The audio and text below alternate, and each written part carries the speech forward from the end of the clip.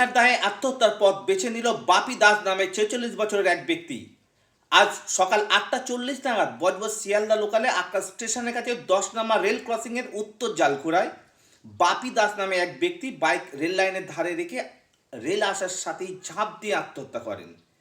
বাপি দাস একটি ১৭ বছরের পুত্র সোমনাথ দাস, মা, শ্বশুর শাশুড়িকে নিয়ে শ্বশুর বাড়িতেই থাকতেন।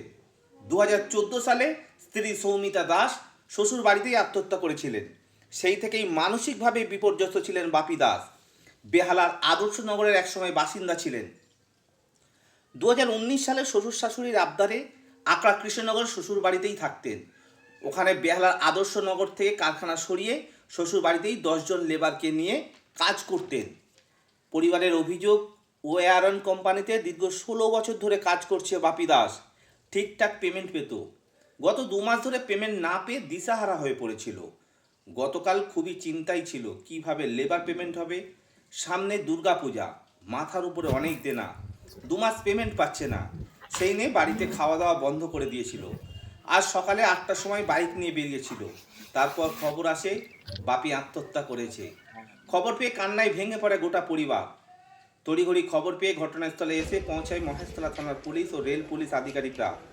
পুলিশ এসে ঘটনাস্থল দেখেন ওই যুবকের মোবাইল ফোন ও বাইক উদ্ধার করে দেহকে ময়নাতদন্তের জন্য পাঠিয়েছে। গোটা ঘটনার তদন্ত শুরু করেছে মহেশতলা থানার police. Sheikh Sabir Ali report, SS star news, Maheshtala. নাম? মানস দাস অধিকারী। কি আপনি একে চেনেন কি? হ্যাঁ, অবশ্যই চিনি আমি। আমার পাশের বাড়ি থাকে এখন, আমার দত্তর জামাই। আচ্ছা, হঠাৎ এইরকম ঘটনা ঘটলো কেন? সেটা দাদা বলতে পারবো না, কি ব্যাপার না আছে সেটা বলতে পারছি না। পারিবারিক কোনো অশান্তি? না না না, পারিবারিক অশান্তি না, কিসের কাজ করে? খুব ভালো ছেলে দাদা, কোনো অসুবিধা নেই, আমরা পাশেই থাকি। হ্যাঁ, এরকম ছেলে দাদা মানে পাওয়া খুব অমায়িক একদম। আচ্ছা, কি নাম? বাপি দাস। কেমন ছিল ছেলেটি? না, এমনিতে ভালো। ও কি কাজ করতো? প্লাস্টিকে।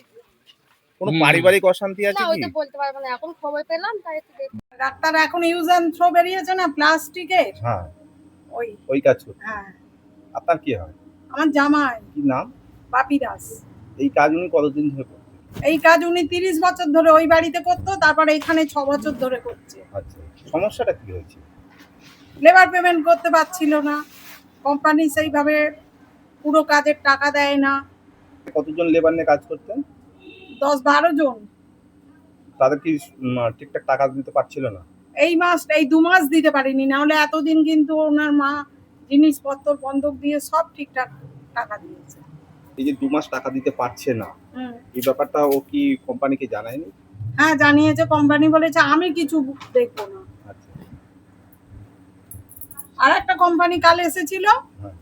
সে বললো যে ঠিক আছে আমি কিছু কিছু করে লেবারদের পেমেন্ট কমপ্লিট করব। হঠাৎ এইরকম সিদ্ধান্ত নিল কেন? বলতে পারবো না ভাই। তার নাম? আমার নাম মিনু দত্ত। সব খবর সবার আগে পেতে সাবস্ক্রাইব করুন আমাদের ইউটিউব চ্যানেল এবং লাইক ও ফলো করুন আমাদের Facebook page SS star news.